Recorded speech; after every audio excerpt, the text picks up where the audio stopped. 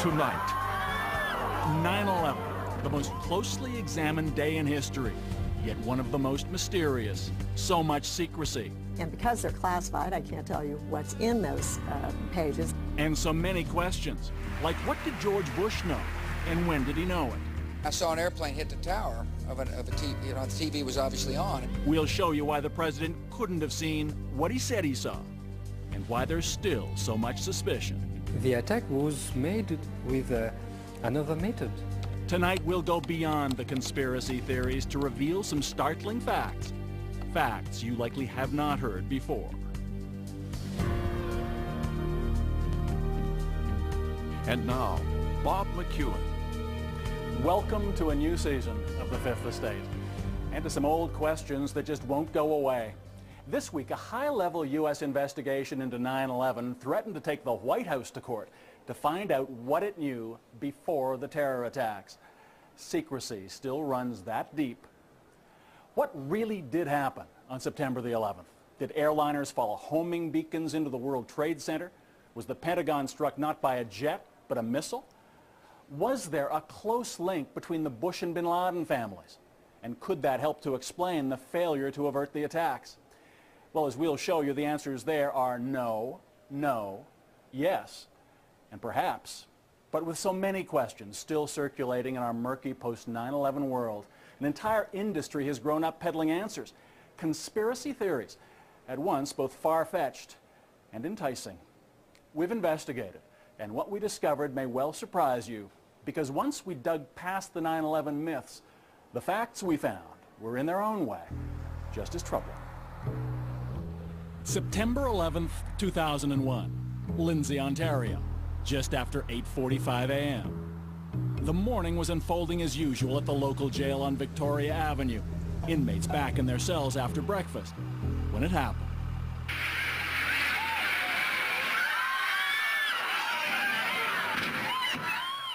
One of the prisoners in Lindsay that day was a man named Delmart Vreeland, called Mike. You've likely never heard of him, but to many, Mike Vreeland has become a symbol of what we know about 9/11 and what we don't. Michael Ruppert knows all about Vreeland, a former Los Angeles cop turned 9/11 investigator. On his website, Ruppert pulls together information from every corner of the internet that he claims proves the official versions of the tragic events of September 11th are blatantly false. They don't stand the slightest sniff test scratch from anybody who's a trained investigator who's willing to set aside their emotions and just look at the evidence. 9/11 was not an intelligence failure. 9/11 was an intelligence success. It was supposed to happen. And Ruppert says Delmart Mike Vreeland is a key to all of it. So who exactly was that mystery inmate at the Lindsay jail? Well, here's what we know for sure. Mike Vreeland was an American awaiting a trial here in Toronto for credit card fraud. The police said he had a criminal record more than 20 pages long in the U.S. Vreeland himself said that was just a cover story to disguise what he really was, an American spy working for the Pentagon. But here's where it gets interesting. According to Vreeland, about a month before September the 11th, he tried to warn Canadian and American authorities something terrible was going to happen. When no one listened to him, he says he gave his jail guards a sheet of paper, which was sealed and kept unopened until long after 9/11. That October, at a Toronto court, Vreeland's lawyers entered a sheet of paper as evidence. On it were various words and phrases, including World Trade Center, Pentagon, and what they said was bin Laden. They insisted it was a list of 9/11 targets that Vreeland had uncovered and had been trying to warn the authorities about.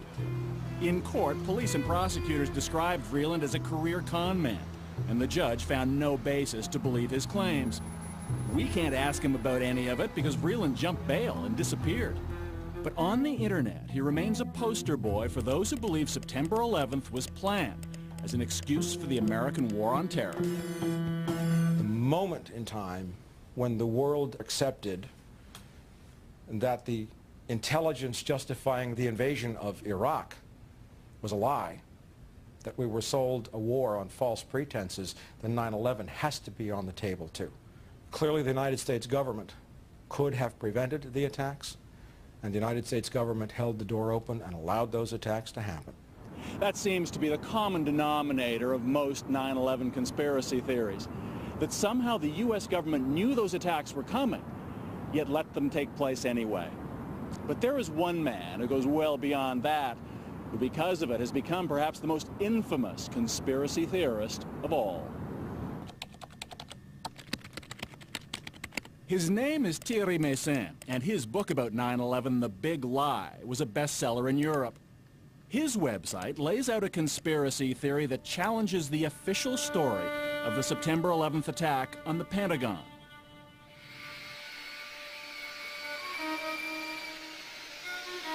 What we've been told, of course, is that about half an hour after the first two planes crashed into the Twin Towers in New York, a third hijacked aircraft, American Airlines Flight 77, hit the U.S. Defense Headquarters in Washington, killing everyone on board and 125 on the ground. Thierry Meyssan isn't an engineer, but he says he took one look at the smoldering ruins and knew the official story was impossible. According to the official version, a big plane with 38 meters large and 12 meters high enter in a small door like that into the Pentagon and disappeared. That's obviously stupid.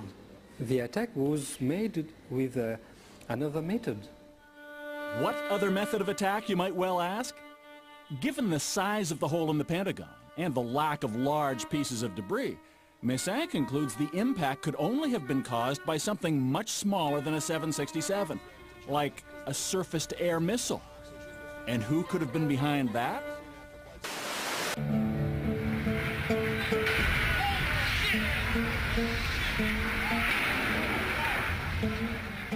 The same people responsible for the destruction of the World Trade Center, says Meyssan. President George W. Bush and U.S. officials. Are you saying you believe George Bush knew about this beforehand? What I think is that George Bush knew a very small part of the problem. But you know what? If he knew one part before, yes, you're saying he knows it all now. And you're saying... Yes, of course. So you're talking about mass murder. You're accusing him of being a heinous criminal. No. When Mr. Bush decided to make bombardments in Iraq, how many people he kills? What is the difference? Well, there was a lot of general intelligence at the time about the possibility of a terrorist attack on American soil. Before we go any further, let's be perfectly clear about one thing. We have found no credible evidence that the U.S. government was involved in or had specific advanced knowledge of exactly what would happen on September the 11th. And let's face it, most conspiracy theories pretty much seem like a waste of time, either because they depend on questionable characters like Mike Vreeland or revolve around wild accusations like those of Thierry Meyssan. By the way, we've reviewed Meyssan's theories with aviation experts who tell us, in their opinion, the official stories of what happened at the Pentagon and World Trade Center are consistent with the known facts of both crash scenes. But there's something else to consider here. Because conspiracy theories, as implausible, even offensive as they may seem, are almost always based, at least in part, on legitimate questions. Questions that have remained unanswered since September 11th. You can find them on the internet too. And these days, it's not only those on the fringe who are asking. For example, it's difficult to understand why, in what is some of the most heavily defended airspace in the world, it took almost 30 minutes to scramble jet fighters to protect the U.S. Capitol. Too late to prevent American Flight 77 from slamming into the Pentagon. The military's explained that's simply how long it took for the order to be given. And you don't have to be a conspiracy theorist to wonder exactly what President George W. Bush knew about the attack, and when he knew it. According to the official White House version, it was at this moment in a Florida classroom that Bush learned the second plane had hit the World Trade Center and that the U.S. was under attack. But here's what George Bush himself said almost 3 months later when asked about September 11th. I was sitting outside the classroom waiting to go in, and I saw an airplane hit the tower of a TV. You know, the TV was obviously on, and I used to fly myself, and I said, well, there's one terrible pilot. And it said it must have been a horrible accident. But I was whisked off there. I didn't have much time to think about it. Now, wait a minute. George Bush was told about the second plane while he was inside the classroom. So you just heard him describe seeing the first plane crash on television that day. But that's impossible. No one saw the first plane crash on TV on September the 11th because the videotape of it didn't surface until the next day. So how could George Bush have seen what he said he saw? Of course, there's always the possibility the president simply misspoke. He has been known to do that. But that's precisely the point. It's that kind of inconsistency, especially on the most thoroughly documented day in history, on which conspiracy theories are built. And as we'll soon show you, there's a lot about what happened before and after September 11th that demands a closer look. When we come back, conspiracy or coincidence? The long, tangled history of the Bush family and the elite of Saudi Arabia. We've had a very nice reunion with friends. I'm very pleased to be here. And the young George Bush goes into the oil business, backed by some rich and powerful friends of his own. Do you have any knowledge of how much money the Saudis put in? Well, he told me it was in excess of, $1 million. And George W. Bush would have been aware of that? Oh, absolutely.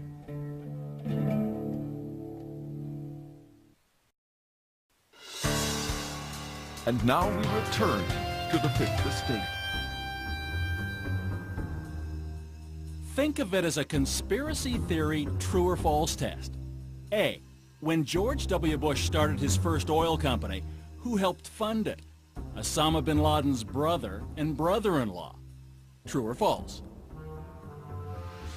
B, after a terrorist bomb at a barracks in Saudi Arabia killed 19 Americans, who got the multi-million-dollar contract to rebuild? The bin Ladens. True or false? C, on the morning of September 11th, 2001, who was in a meeting at the Ritz-Carlton Hotel in Washington? George Bush Sr. and Osama bin Laden's brother. True or false? Actually, the answer could be D, all of the above. Because believe it or not, as far-fetched as they sound, each and every one of those things, the bin Laden link to the Bush Oil Company, the bin Laden construction contract after the terrorist bomb, and the bin Laden-Bush meeting on 9/11, is true. And what that means is that on that awful morning 2 years ago, the day everything seemed to change, the world was already a far more complicated place than most of us could even imagine. In order to truly understand what happened on September the 11th and the close relationship between the Bushes, the bin Ladens, and the rest of the Saudi elite, you have to go back about 25 years and south a couple of thousand kilometers to Houston, Texas, where in the mid-1970s, George W. Bush was a young man just trying to learn the ropes in his family's two businesses, politics and oil. The Bushes were a pillar of Houston society. George Sr. struck it rich in oil, became a congressman, then director of the Central Intelligence Agency, where it said he first won the friendship of the Saudi royal family by arranging CIA training for their palace guards. And George Jr. was trying to follow in his father's footsteps. A Harvard business grad, he dabbled in politics and the Texas Air National Guard. And it was about the same time that a man named Bill White, a former fighter pilot with a Harvard MBA himself, was recruited to work in Houston with someone with business and personal connections to both George Bushes. His name was Jim Bath.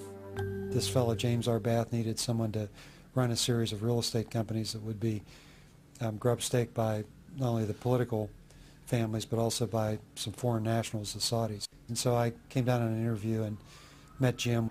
They opened an office in downtown Houston, where Bill White became Jim Bath's partner and confidant.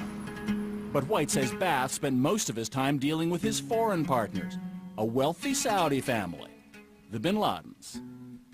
He also ran a company in the same building called Bin Laden and Associates, which Jim explained was a procurement company for the Saudis. He bought a bank for them. He bought an airport for them. He started an airline for them, among other ventures in Houston, Texas. Now, at that point, had you ever heard the name Bin Laden? No, I had not. Meant nothing to you? Meant nothing to me. But in Saudi Arabia, the Bin Laden's name meant a great deal indeed. They owned one of the largest Saudi construction companies. They were advisors to the royal family.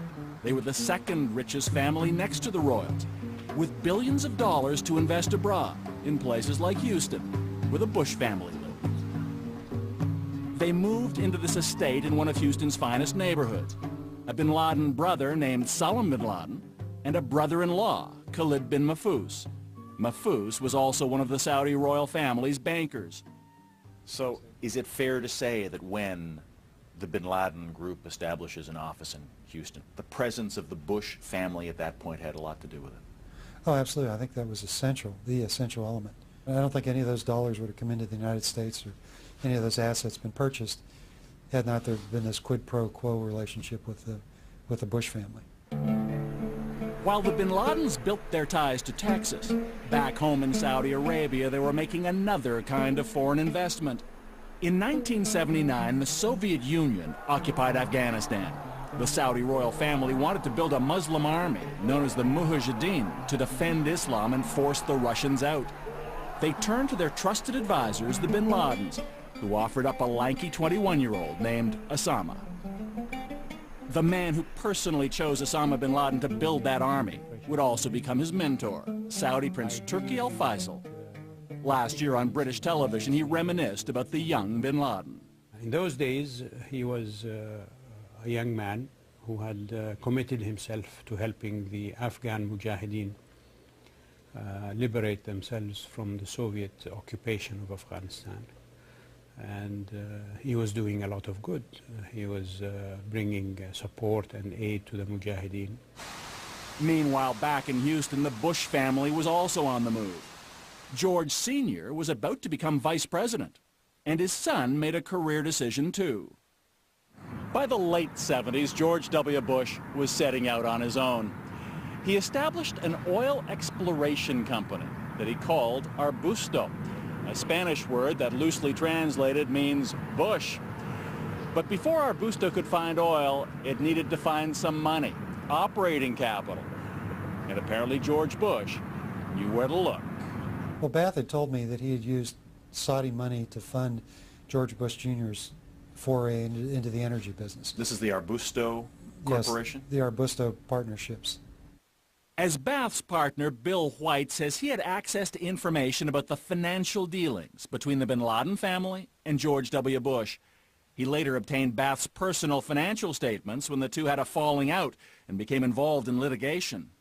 On schedules that show his partnership interests, he shows a personal partnership interest of $25,000 invested in Arbusto 79 and another $25,000 investment in Bush 80.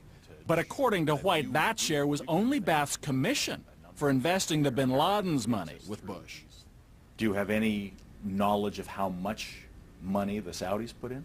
Well, he told me it was in excess of, $1 million. So there's no question in your mind whatsoever that whatever went into George W. Bush's companies from Jim Bath was money from the Saudis. 100% of it was Saudi money. And George W. Bush would have been aware of that? Oh, absolutely. But that wasn't all. A few years later, another oil company in which George W. Bush was involved needed cash.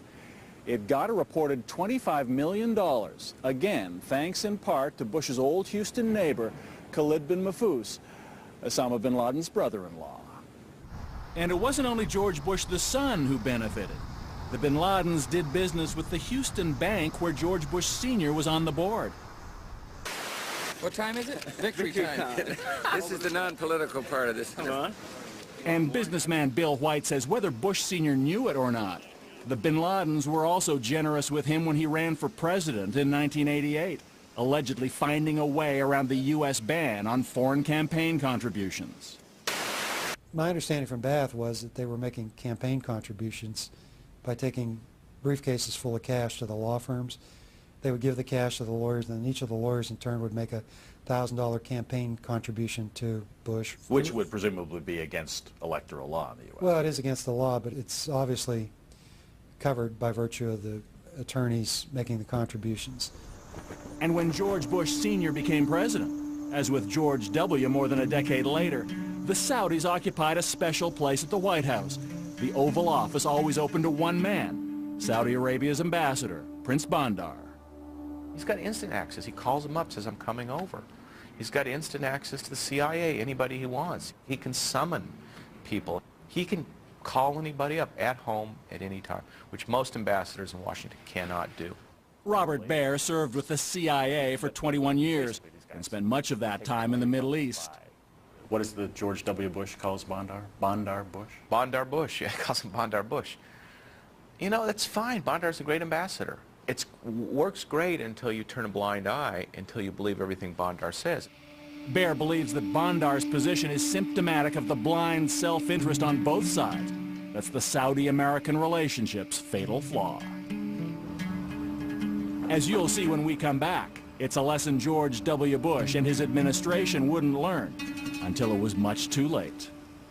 Had Saudi Arabia been acting as one might expect a true ally and friend to act, could they have told the U.S. all they needed to know about the real threat posed by bin Laden? They knew everything. They were the source of fundings that went to buy arms, to buy bombs through their charities. And those charities in Saudi Arabia are all controlled by the government to some extent.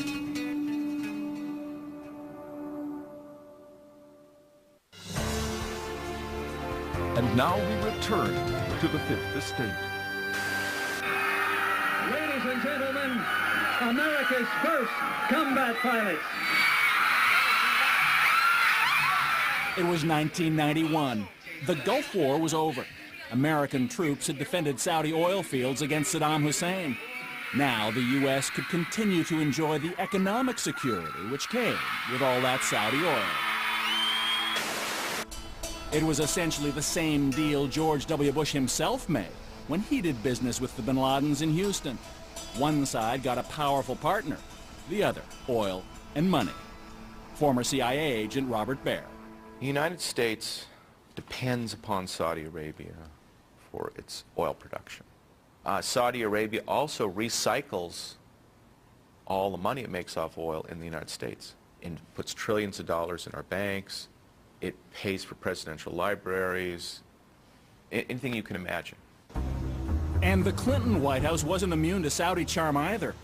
It was difficult not to give the benefit of the doubt to the biggest buyer of American military hardware with the deepest pockets in the stock market, not to mention the world's largest oil reserves. Which is why after George Bush Sr. left office and became a senior advisor to the powerful international investment firm, the Carlyle Group, he paid a number of visits on their behalf to his good friends, the Saudi royal family and the bin Ladens. A very nice reunion with friends. I'm very pleased to be here. They soon became Carlyle clients. Incredibly, on September 11th, Bush and the head of the bin Laden family would be at the same Carlyle Group meeting in Washington, just a few miles from where Osama bin Laden's hijackers would attack the Pentagon. As the 90s unfolded, there was much the U.S. administration didn't know about bin Laden, who was about to become America's nightmare because he saw the presence of U.S. troops on the holy sands of Saudi Arabia as a sacrilege. Osama bin Laden was an ally of the United States through the 80s. He was killing Soviet soldiers. That's what we wanted. Now, what happened later on in the 90s is the Saudis, who certainly had good intelligence on bin Laden, were not telling us that bin Laden had chosen a new enemy, and that was the United States. And the Saudis left something else out, something they've tried to hide to this day, that they kept paying Osama bin Laden after his war with the Soviets ended and his terror campaign against the U.S. began. The man who has uncovered the proof of that is Jean-Charles Brissard. He investigated al-Qaeda's finances for the French intelligence service well before 9/11, and he's been following the relationship between bin Laden and Saudi Arabia, especially with his mentor, Prince Turki, ever since. He was helped by the kingdom, and this support lasted for years. So Turkey, for instance, was the one who met regularly with bin Laden in Afghanistan. Oh, until very recently, until '98, I think the last time, for at least 3 or 4 times, who sent him checks, full suitcases of money, trucks. All that suggests that he was clearly supported by the Saudi government itself. Broussard says though bin Laden despised the royal family, he secretly agreed to set that hostility aside in exchange for continuing financial support. In other words, protection money. The Saudis deny it ever happened. But according to investigator Jean-Charles Broussard, French intelligence reports confirm that a meeting did indeed take place in Paris in 1996. Osama bin Laden himself didn't come, but a senior representative did.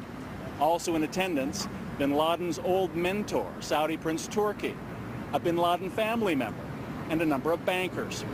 The result? The Saudis promised to keep paying bin Laden, as long as he promised to keep ignoring them. According to Broussard, one of those who came to this Paris hotel for that meeting was none other than bin Laden's brother-in-law, Khalid bin Mahfouz, the same man who once financially supported George W. Bush, now negotiating payoffs to Osama bin Laden. And support came from the bin Laden family as well. They publicly proclaimed they'd disowned Osama, but privately, Broussard says, they sent him equipment and money. A company like the Saudi bin Laden Group is providing all the tools to Osama bin Laden to build a road or an airport in Sudan. Yes, they're clearly financial backers of Osama bin Laden, yeah. So how much in all did the Saudis contribute to al-Qaeda? Estimates are that before 9/11, bin Laden spent about $50 million a year, the vast majority of it from Saudi Arabia. What exactly is that? That's one of the documents that were recently seized by our team in Afghanistan, signed by Mullah From Omar. Bosnia to the Sudan and Afghanistan, Jean-Charles Broussard has discovered an al-Qaeda paper trail that he says proves what the Saudis are still denying. This leads you to believe it's $2 million, which originates where? Oh, he stated that it originates from the head that is provided by Saudi Arabia. Millions in Saudi foreign aid diverted to al-Qaeda. Financial support for terrorist training camps in Afghanistan like this one. Camps run with money, funneled through a Saudi charity, funded, managed, and supervised by royal family members. They knew everything. They were the source of fundings that went to buy arms, to buy bombs through their charities. And those charities in Saudi Arabia are all controlled by the government to some extent. Knowing the way he felt about the U.S., knowing he had declared war essentially on all Americans, would they not also have known that by giving him money they were funding, ultimately, attacks against the U.S.? Don't you think that the interest of Saudi Arabia, from its perspective, is more important than the U.S. interest of the U.S.? That's what we experienced. That's what we've seen in the past. Not only did the Saudis not want to tell the Americans about their deal with bin Laden, it seems the U.S. didn't want to hear, despite the decade's increasing terror attacks against Americans abroad. 1995, a bomb in Saudi Arabia kills 5 U.S. soldiers. 1996, 19 American servicemen die in another Saudi bombing at the U.S. military's Khobar Towers barracks.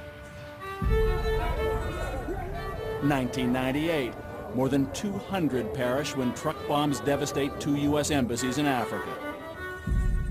2000, an explosion tears apart the USS Cole. 17 American sailors are killed. Though Osama bin Laden was obviously responsible for the majority of those deaths, U.S. intelligence effectively ignored the place that was his recruitment hotbed. The U.S. attitude remained, hear, see, and speak no evil. Even though there had been the bombings in 95, 96, 98, 2000, all involving Saudis, No one asked for a national intelligence estimate if Saudi Arabia is a new terrorist state. Is it fair to say financial and political interests in one way or other led to 9/11, Afghanistan, and Iraq? Absolutely. Financial interests were predominant in Washington. They led to a turning a blind eye to what was happening in Saudi Arabia and Afghanistan, and contributed to 9/11. But it doesn't have to be a conspiracy. This is where people will nail you if you say it's a conspiracy. It's not. It's a conspiracy of silence. We're just not going to talk about it. When we come back, what they still don't want to talk about, how American law enforcement might have discovered and disrupted the 9/11 attacks. The agent in San Diego testified to you that he believed if he'd known, he could have stopped September 11th. He believes he would have, I mean, no one can ever say for sure we would have stopped it, but he believes he would have had a very good chance.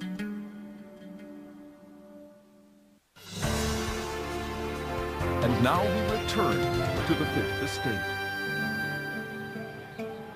Mere minutes after the September 11th attacks on the World Trade Center and the Pentagon, the Federal Aviation Administration ordered the grounding of all civilian air traffic in the U.S. Travelers were stranded across the country and around the world. 48 hours later, September 13th, an update. Private flights were still prohibited. To take off required government approval at the highest level. That morning, Prince Bandar of Saudi Arabia visited the White House. And later that day, something unusual began to happen. Despite the blanket aviation ban, several private planes, from Learjets to a 747, were cleared to depart from various U.S. cities. On board were dozens of the Saudi elite, almost every one a bin Laden or a Saudi royal. Meanwhile, Elizabeth Alderman was desperate to find a way from Paris to New York, where her son Peter was missing. The bin Laden family, whoever was in the United States, got safe passage home, and I couldn't get home to be with my children. Other families couldn't get to New York, who lived far away, to even begin to look for their children. At this point, we didn't know who was alive or who was dead. I couldn't get home, and the bin Laden family were all able to get home. To this day, the Bush administration has not even confirmed the existence of those flights to Saudi Arabia, though Saudi diplomatic sources have been quoted as saying approval for them was granted at the highest level. That the exodus to Saudi Arabia happened at all is one thing. But then there was the investigation that took place before the Saudis departed. It seems there was none. The biggest crime in American history, orchestrated by Osama bin Laden with funds from the bin Laden and Saudi royal families, plane loads of whom were given special dispensation to leave the U.S. almost immediately afterwards, essentially with no interviews to determine what they might know. No, they just got up and left. The FBI is not been allowed to put Saudis on a terrorism list up until September 11th. They were not allowed to ask these people any questions. The President of the United States. The next week, George W. Bush finally threw down the gauntlet on global terror, or so it seemed. Every nation in every region now has a decision to make. Either you are with us or you are with the terrorists.